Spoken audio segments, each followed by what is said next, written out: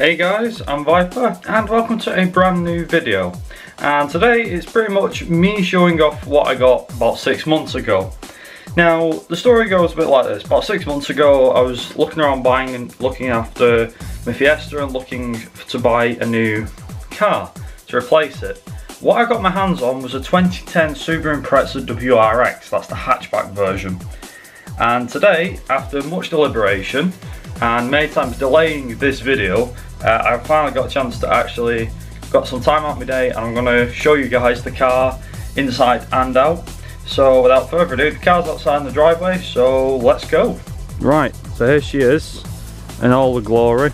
She is a bit dirty because of the fact that she's been out a bit lately.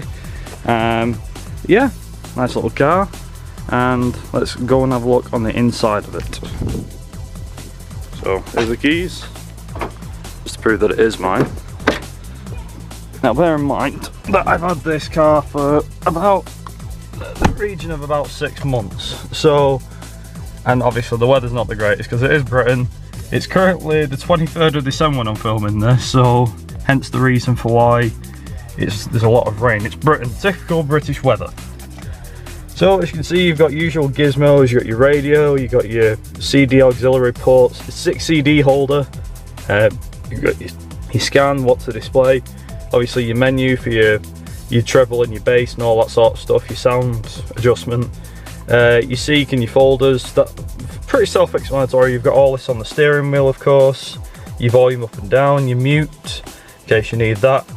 Now the mode one, I believe, is the same, that also works with this.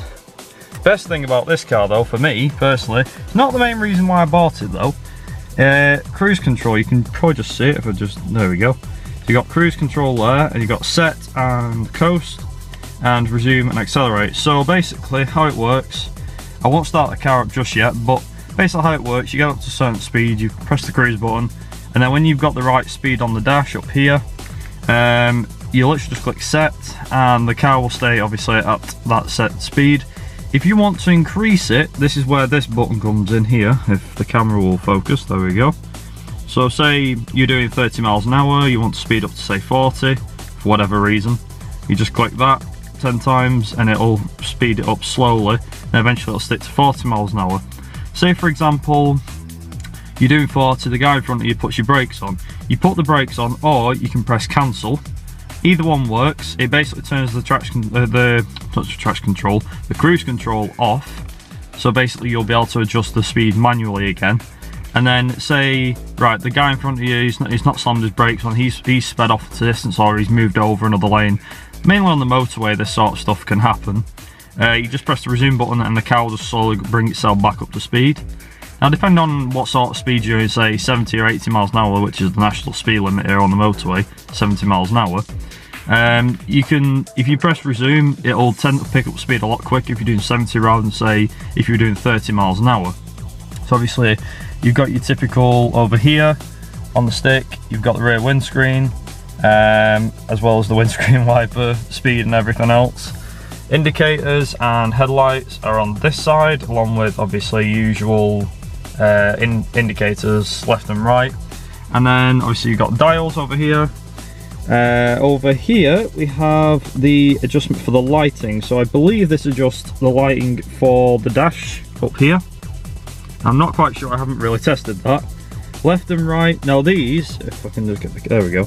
The left and right, these are for the mirrors. You'll see here we have this little button, so I'll show you actually what it does. Let me put the key in, hang on a minute. Alright, so if we put it in, she doesn't fire up too well, but let's find out. I say fire up, let's find out, shall we? She's pretty quiet, not a lot to it really, and yeah, so there's that. So yeah, she fires up, she's alright. As you can see on the dashboard, she's done 31,000, I say it's done 31,906 miles. When I picked it up, it had done 27,500 miles. I'll be honest, it has been out on a track before.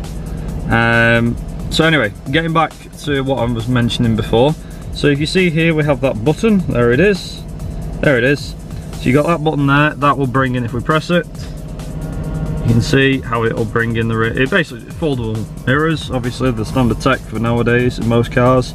Traction control button, turn that off. You press it, turns it off. Car will slide about a bit more.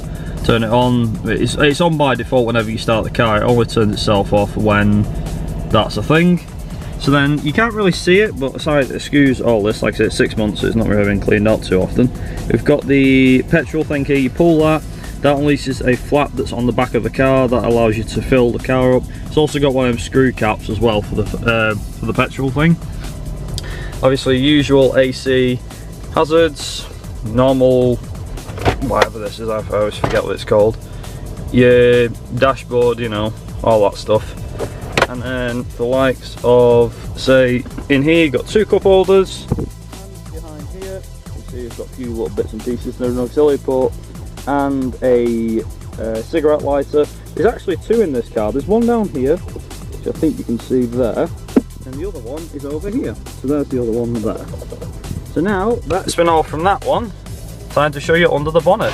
So as you can see, that's under the bonnet. It's a 2.5 litre turbo. I do apologise if the wind might be starting some of the sound here, but yeah, it's a 2.5 litre turbo, boxer engine, I believe. And yeah, it's pretty quiet, to be honest. Like I said, it doesn't make too much of noise, doesn't attract much attention. I mean, the car itself doesn't stand out too much. Obviously, for the size of the engine, 2.5 litres is a lot bigger than what I used to have. The Fiesta was a 1.1 litre. But yeah, nice. Like I said, a cracking little motor. Nothing wrong with it in terms of any major issues or anything like that. I did have one major issue with it, but I'll explain that one in a minute. Yeah, that's under the hood. There we go. You got your turbo thing there you go. Yeah, nice little car, to be honest. Can't really fault it. But then comes the best bit. So, what's been going on since I've had the car? Well, I'll just put the camera on, there you go. Right, so basically, as I get the camera adjusted, there we go. Right, so basically, long story short, when I got the car, it did pretty well. It was like a good runabout, all that sort of stuff. But then within, I think, 2 or 3 days, one of the suspension bars had snapped. Now this is not something you usually tell anybody, but it did snap. We got it fixed, and I've not had any problems with it since, to be honest. The car's ran perfectly. It does guzzle more fuel, but obviously with it being a 2.5 litre, that's to be expected. And obviously because of the fact that Subarus in general are quite light cars. In case most people don't know, I'm pretty sure everybody knows this by now, but Subarus, they're more or less ideal track cars in a way. Obviously you've got things that are even lighter, such as like Caterhams and all that sort of stuff, you know, Radical, and they're the definition of track days, but Subaru's kind of a close second in a way. Now I'm not saying every Subaru is, but in terms of what we've got here, the Subaru itself, this one, like I said, it runs very, very nice. It's very quick, and because it's very light, it's pretty scary when you throw it into a corner. Now, given the fact that when I had the Fiesta, it was front wheel drive, you know, it was only front wheel drive, so going around a corner at 100 miles an hour, if I ever got to that speed, would be very terrifying. But with this, it's a breeze. You don't feel like the car's gonna understeer anywhere or anything like that. Obviously, in the rain, I wouldn't even bother thinking of touching nearly 100 miles an hour. I'd probably just I'd stick to normal speed limit, if I'm honest. But in a case of, say, if I did that in the Fiesta, it would slide slightly, so it would understeer slowly. Not majorly, but slowly.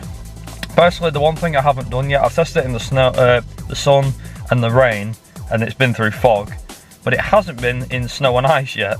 And I hate to say it, but I'm really excited to try it out in the snow and ice because of the fact that, well, it's 4-wheel drive. I say 4-wheel drive, all-wheel drive is what I meant to say, not 4-wheel drive. It's an all-wheel drive car, so I'm expecting good things to when the snow and ice comes, to be honest. I mean, we might not get it for another few months here in England, but let's find out. But yeah, it should be all good. Like I said, it's a cracking little motor.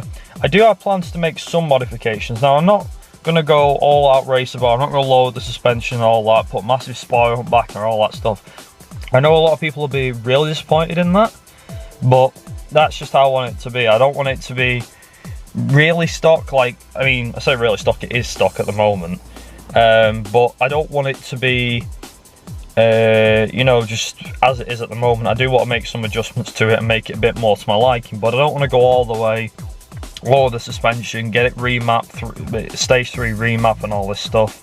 Kind of just a few minor adjustments. So for example, a sports exhaust system, black alloys instead of the standard silver. I'll keep the standard silver ones, the ones that I've got at the moment, the stock ones, but obviously after the winter period and when the snow and ice is definitely gone, they'll put the black alloys on. And a new speaker system, because the one that's in it is pretty good, I won't lie, but it's not nearly as good as my Fiesta was. My Fiesta had a better speaker system than my Subaru does. So yeah, let that just sink in for a minute. The other thing I should mention actually whilst I'm sat in there, and I've not even mentioned this yet, is the seats. Now, if I'm honest, the seats here, they actually look racing material. They're not actually racing material, but they look it and they feel fantastic. It's a weird thing to point out on a car, especially something like this. The Fiesta, as far as I remember, had some sort of like hexagonal design on the seats, but this doesn't. It's one of them natural fabrics. Now apparently if I bought the WRX, Impreza WRX STI, the 2010 hatchback model, same model but an STI version, it would apparently have leather seats from what I've heard. Now I don't know how that works, but apparently this has got the better interior from what I got told by the Subaru dealership that I bought it from. By the way, yes, I did buy it from a Subaru dealership, not a second-hand car dealership. It was a Subaru one. I mean, the car's technically second-hand anyway, but you get the idea. It's a Subaru dealership, it's more genuine. We picked it up from North Wales, Ruthyn North Wales, Ruthyn Subaru I think they were called. And I won't reveal the price or anything like that, how much I paid for it, because that's for me to know and not for you guys to know either.